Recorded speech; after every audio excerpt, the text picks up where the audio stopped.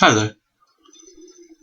I'm Professor John Ewing, and we're going to talk about two things in this session. The first is the Rastafari religion,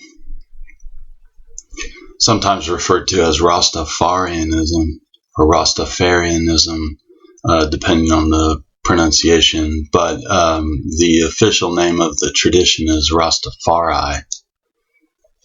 And we'll talk a little bit about some historically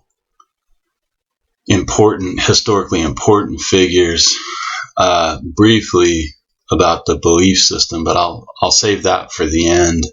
And then sort of nestled in between, we'll talk about a little bit about reggae music, Jamaican music, and its role, at least via the Wailers,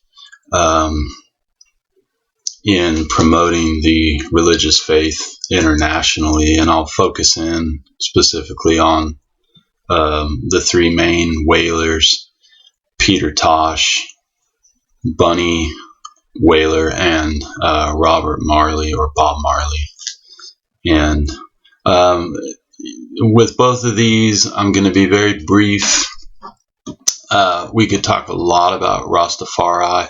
It's an intriguing new religious movement that started in 1930, in the 30s really, in Jamaica, and was influenced by the Back to Africa movement and predominantly Garveyism, which is associated with Marcus Garvey, who himself was born in Jamaica and lived in London and also the United States for a while, and is associated with the repatriation movement to Africa of those in the African diaspora in the United States and in the Caribbean, the Afro-Caribbeans. The Jamaicans would be included in that broader category.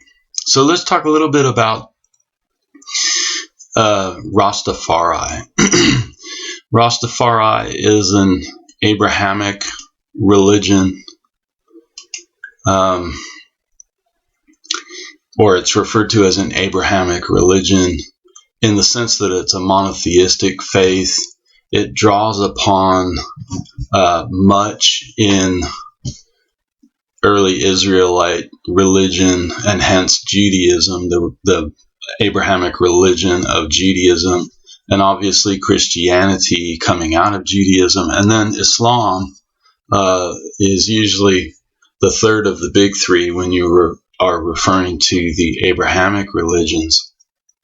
Islam influenced predominantly by Arabian forms of Judaism, but also in a derivative way of Syrian forms of Christianity. And so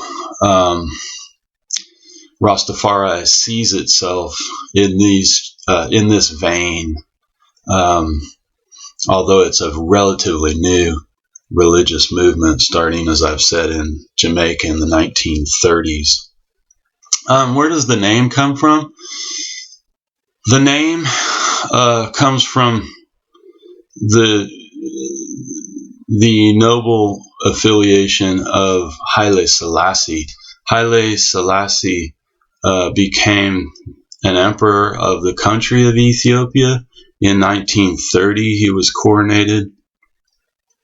He took on his baptismal name. He was baptized in the Ethiopian Orthodox Church as a Christian, an Orthodox Christian, and the name that was given to him was Haile Selassie, which translates from Ge'ez, the ancient language of the church liturgy, as power of the Trinity. That's something that will be picked up upon by various Rastafarians and reggae artists, some of his titles, some of his names. And so they noticed that the name that was given to him when he was baptized as a child, as a baby, literally translates from Ge'ez as power of the Trinity. Tafari then is his Amharic name, and once he attains a certain age, he's given the title Ras, which is Ge'ez is in the Afro-Semitic family of languages, related to Arabic and related to Hebrew. So Ras is like Rosh Hashanah, right? Head of the year in Judaism, the first day of the new year, the Jewish calendar. Rastafari means head, literally, and gets translated mostly as prince, but an equivalent title would be duke, if you're thinking in terms of nobility, Duke Tafari. So the Rastafari faith takes its name directly from this regal title, this noble title of Haile Selassie. Once he's coronated as the emperor, the absolute emperor of the country of Ethiopia in 1930, and you can see in the first PowerPoint slide, I have his official coronation photo, where he's wearing the regal robes and the crown. And he looks this is a very idealized photo, but he looks very messianic in the Hebrew sense, like King David, King Solomon, etc. And so it's important to note that the Ethiopian kings for a long while had traced their lineage back to King Solomon and Sheba, the Queen of Sheba, and she's mentioned in the Hebrew Bible. And so the dynasty, the succession at least of these Ethiopian monarchs traced their blood lineage back to